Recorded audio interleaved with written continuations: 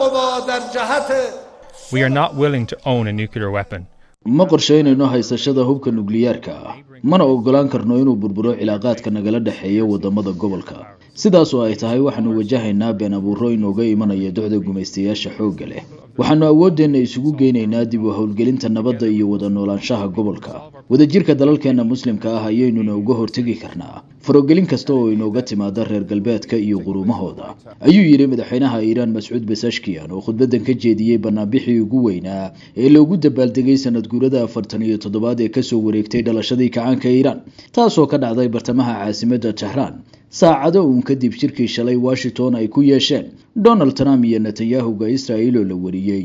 inuu natiijo la'aan ku soo dhamaaday Iiraan waxay si cad u doonaysaa inay Mareykanka mar kale kala heshiiso waxa loogu yeeray bacriminta quwadda nukliyeerka dalkaas taas oo Tehran ka taxadarayso inaysan noqon cududaar loo adeegsado dagaal xulufeed ka dhana Jamhuuriyadda Islaamiga waxay Iiraan ciyaaraysaa xeelad adag oo ay ku doonayso haysashada gantaalaheeda ridada dheer cunaqabataynta caalamiga ah ee saaran looga qaado Mareykankuna uu docdooda ka helo heshiis nukliyeer oo dhamays ah xiisada gobolka ee walaaca badan abuurtayna ay halka ku dhinto hayeeshee docda kale nidaamka Israa'iil ayuusan qorshahani sinaba ugu cuntamin si gaar ah Netanyahu-ga ra'iisul wasaaraha ah oo Trump u arka madaxweynaha Mareykan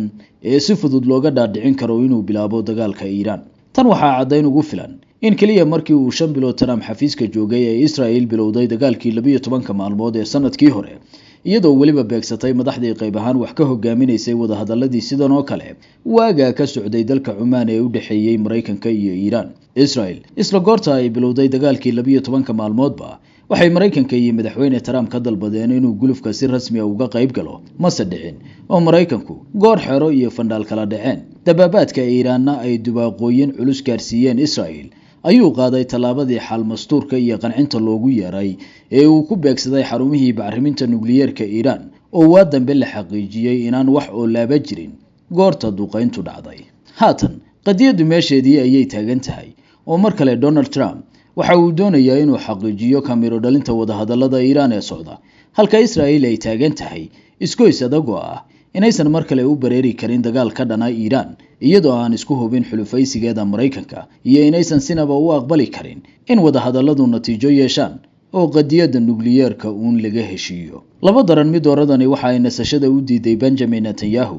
oo shalay Washington u tagay inuu sameeyo wax loogu yeeray isku daygii ugu dambeeyay ee uu ku doonayay inuu Trump uga dhaadhiciyo bilaabida dagaalka hayeeshee mar kale ayuu damacan ku hungoobay oo xalay goor dambe ayuu Trump xaqiijiyay inaan isaragaas wax natiijo ah ka soo bixin marka laga yimaado inuu shakhsi ahaan ku adkaystay si wadida iyo ka wardhowrida natiijada wada hadallada Iiraan taasoo ka dhigan waji gabax kale oo Netanyahu Washington kala laabtay haddii uu dhab iyo sida uu u dhigay yahay hadalkan uu Trump ka soo saaray wada xaajoodka uu la yeeshay ra'iisul wasaaraha Yuhuudda taasi waxa ay ka dhigan tahay inay sareyso rajada laga qabi karo in xiisada gobolku wada xaajood ku dhamaato